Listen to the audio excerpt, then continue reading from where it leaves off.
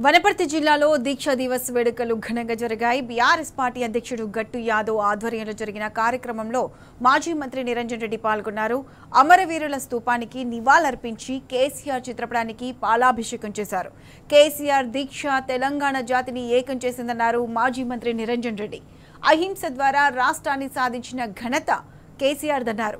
అలాంటి కేసీఆర్ ఉద్యమాన్ని TPCC chief Mahesh Kumar Goud duplicate అనడాన్ని నిరంజన్ రెడ్డి తీవ్రంగా ప్రణబ్ ముఖర్జీ పొగిడితే ఆ రాష్ట్ర కాంగ్రెస్ అధ్యక్షుడు పనికి మాలిన మాటలు మాట్లాడుతున్నాడని ఫైర్ అయ్యారు.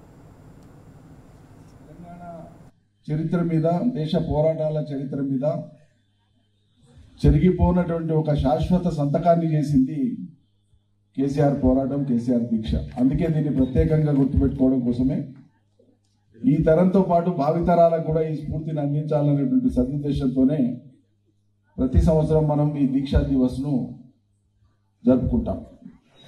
దీక్ష జరుగుతున్నటువంటి ఆ ఉద్విగ్నభరితమైనటువంటి పరిస్థితులలో, ఆ ఆవేశపూరితమైనటువంటి పరిస్థితులలో, ఆ బాధ తప్తమైనటువంటి హృదయాలతోన తెలంగాణలో ఉండేటువంటి అన్ని వర్గాల ప్రజలు, అప్పటిదాకా కదలని వాళ్ళు, అప్పటిదాకా తెలంగాణ అనన్నటువంటి వాళ్ళు కూడా ఎవరైనా మిగిలి ఉంటే పలు కారణాల చేత అటువంటి వాళ్ళందరినీ కూడా కదిలించినటువంటిది కేసీఆర్ దీక్ష.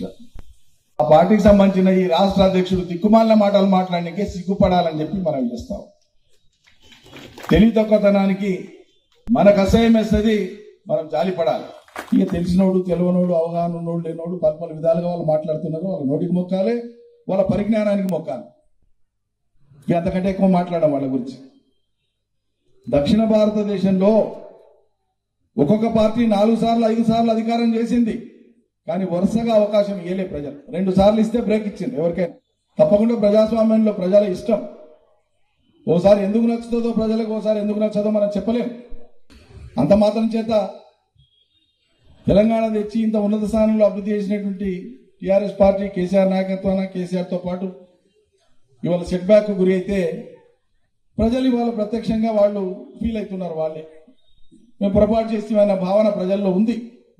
లేదు మొత్తం మాకే ఉంది, ఒక జూబ్లీహిల్స్ గెలవంగానే మొత్తం ఆయనగానే ఉందంటే మీరు ఉండండి, అదే భ్రమలో ఉండండి. రేపు వచ్చేటువంటి సాధారణ ఎన్నికలలో మీరు బోల్తా పడ్డనాడే మీరు రియలైజ్ అవుతారు. కానీ మాకేం తొందర ఏం లేదు, మేము ఓపిక పడతాం, మాకేం ఇబ్బంది లేదు.